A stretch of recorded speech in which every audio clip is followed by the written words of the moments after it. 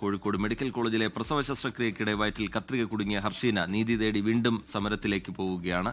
ആരോഗ്യമന്ത്രിയുടെ ഔദ്യോഗിക വസതിക്ക് മുമ്പിൽ ഈ മാസം 28-ന് സത്യാഗ്രഹ സമരം നടത്തും. സർക്കാരിന്റെ തുടർച്ചയായ വഞ്ചനയ്ക്കെതിരെയാണ് തന്റെ സമരമെന്നും നീതി ലഭിക്കുന്നതുവരെ സമരം തുടരുമെന്നും ഹർഷീന പറയുന്നു. 6 വർഷം മുമ്പാണ് കോഴിക്കോട് മെഡിക്കൽ കോളേജിലെ പ്രസവ ശസ്ത്രക്രിയക്കിടെ ഹർഷീനയുടെ വയറ്റിൽ കത്രിക കുടുങ്ങിയത്. നീണ്ട നിയമ പോരാട്ടത്തിനൊടുവിൽ 2 ഡോക്ടേഴ്സിനെയും നഴ്സസിനെയും പ്രതിയാക്കി പോലീസ് കേസെടുത്തെങ്കിലും കുന്നമംഗലം കോടതിയിലെ വിചാരണ ഹൈക്കോടതി സ്റ്റേ ചെയ്യുകയായിരുന്നു.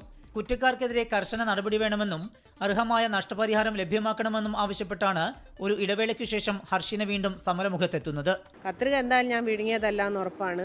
ഹർഷീനക്കൊപ്പം സർക്കാർ, ഹർഷീനക്കൊപ്പം ആരോഗ്യമന്ത്രി, ഹർഷീനക്കൊപ്പം എന്ന് വെറും വാക്ക് പറഞ്ഞതാണെന്നാണ് നമുക്ക് ഇത്രയും കാലം കൊണ്ട് മനസ്സിലായിട്ടുള്ളത്. കാരണം ഇത്രയും വലിയൊരു നരകയാതന അനുഭവിച്ച് ഇപ്പോഴും അതിൻ്റെ ബാക്കി പത്രം അനുഭവിച്ചുകൊണ്ടിരിക്കുന്ന എനിക്ക് ഇതുവരെ ഒരു തരത്തിലുള്ളൊരു നീതി അല്ലെങ്കിൽ തുടർ ചികിത്സക്കുള്ള ഒരു സഹായമെങ്കിലും പോലും ചെയ്യാതെ ഹർഷീനക്കൊപ്പം എന്ന് പറഞ്ഞതിൽ എന്ത് ആ ഒരു വാക്കിനൊരു വില വേണ്ട. ഒരു സംസ്ഥാനത്തിൻ്റെ ആരോഗ്യമന്ത്രിയല്ലേ നമുക്ക് ഉറപ്പ് തന്നിട്ടുള്ളത്. മുഖ്യമന്ത്രി അടക്കമുള്ളവരെ നമ്മൾ പറഞ്ഞു കഴിഞ്ഞതാണ്.